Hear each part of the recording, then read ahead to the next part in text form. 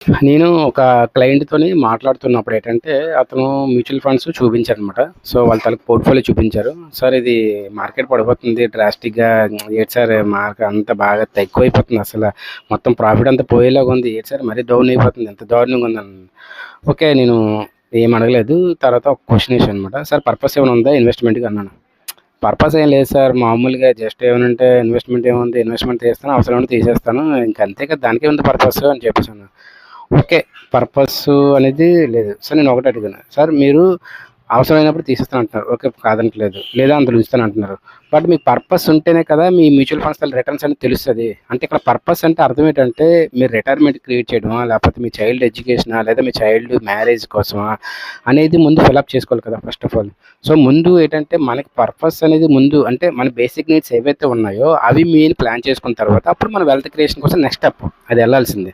But ఇక్కడ ఏటవుతుంది అతను purpose లేకుండా నాకు మ్యూచువల్ ఫండ్స్‌లో తగ్గిపోతుందంటే అక్కడ గైడ్ చేసేవాళ్ళు ఎవరు లేరు మెయిన్. మీకు అర్థమవుతుందా? అంటే అక్కడ అడ్వైజర్స్ ఎవరు చెప్పేవాళ్ళు లేక అక్కడ మెయిన్. అంటే అక్కడ పడిపోతుందంటే అర్థం ఏంటంటే మీరు ఇంకొక 5 ఇయర్సో, 10 ఇయర్సో మీ తాలూకా గోల్స్ ఉంటే ఈ పడిపోవడం అనేది మీకు రిటర్న్స్ దొరుకుతది. సో, మార్కెట్ పడితేనే కదా మీకు రిటర్న్స్ దొరుకుతది. మార్కెట్ పడకుండా మీకు రిటర్న్స్ ఎలాగొస్తాయి? అంతే కదా! సో, నేనందుకే అంటున్నాను పర్పస్.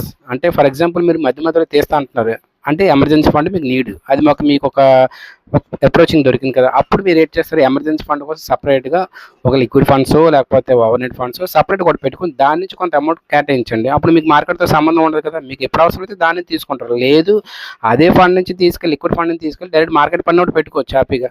సో, అది మీరు ఆలోచించాలి. ఆ పర్పస్ అనేది ఇంపార్టెంట్ కదా! సో, పర్పస్ లేకుండా ఇన్వెస్ట్‌మెంట్ చేయడం అనేది అది కరెక్ట్ వే కాదు కదా!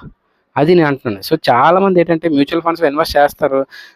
మార్కెట్ తగ్గిపోతుంది తీసేయాలి వెంటనే. మార్కెట్ పెరుగుతుంది వెంటనే తీసేయాలి. ఇలాంటప్పుడు కూడా తీసేయాలి. తీసేస్తే మనం వెంటనే లాభం పొందితే మళ్ళీ వెంటనే కొత్తగా స్టార్ట్ చేస్తారు. గైస్ ఒకటి లిటరల్‌గా చెప్తున్నాను. మ్యూచువల్ ఫండ్స్‌లో రిటర్న్స్ కావాలి అని ఎప్పుడైతే ఇంటెన్షన్ ఉందో దానికి టైం ఇవ్వండి. లేదా మీ పర్పస్ యాడ్ చేయండి. మీ పర్పస్ అంటే సమ్ లైక్ రిటైర్మెంట్ అవ్వచ్చు, చైల్డ్ ఎడ్యుకేషన్ అవ్వచ్చు, చైల్డ్ మ్యారేజ్ అవ్వచ్చు, ఏదో ఒకటి అవ్వచ్చు. బట్ అది మెయిన్ ఇంపార్టెంట్. అది లేకుండా మనం ఇన్వెస్ట్‌మెంట్ చేయడం అనేది కరెక్ట్ వే కాదు. సో, మీలో ఎవరికైనా మ్యూచువల్ ఫండ్స్‌లో మీకు ఆ పర్పస్ ప్లస్ దానికి ఎమర్జెన్సీ ఫండ్ ఎలా క్రియేట్ చేయాలో తెలుసుకోవాలనుకుంటే డెఫినెట్‌గా నా ఛానల్‌కి సబ్స్క్రైబ్ చేయండి, ఫాలో చేయండి. డెఫినెట్‌గా మీకు ప్రతీది కూడా ఇందులో ప్రతి ఇన్ఫర్మేషన్ కూడా ఉంటది. ఓకే గైస్ మీలో ఎవరికైనా మ్యూచువల్ ఫండ్స్ కావాలనుకుంటే నాకు కాల్ చేయొచ్చు. ఓకే. Thank you.